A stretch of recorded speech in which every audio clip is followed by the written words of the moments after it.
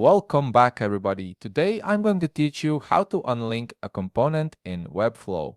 This is particularly useful when you want to customize a specific instance of a component without affecting the original master component or other instances throughout your site. First, open your web browser and navigate to webflow.com.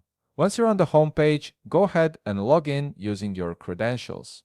This will take you straight into your Webflow account where all your projects are stored. Once you're logged in, you'll land on your Webflow dashboard. From here, navigate to the section labeled All Sites.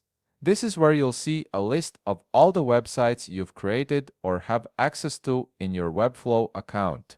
Hover your mouse over the site where you want to unlink a component. When you do this, you'll notice several options appear. Look for the button that says Open in Webflow and click on it. This will launch the designer interface where you can make detailed edits to your site's structure and design.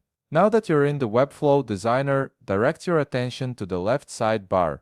This is your main navigation panel for accessing different tools and elements within your project.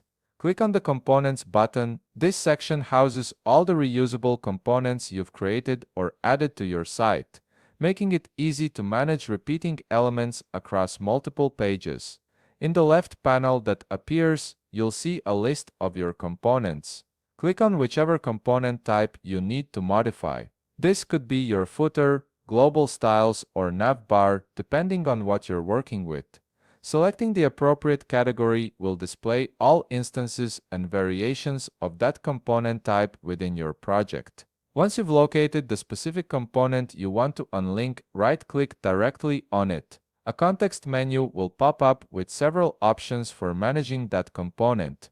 From this menu, select Unlink Instance. By doing this, you're essentially breaking the connection between this particular instance and the master component. This means any changes you make to this unlinked version won't affect the original component or any other instances still linked to it, giving you full creative freedom for this specific element. And there you have it.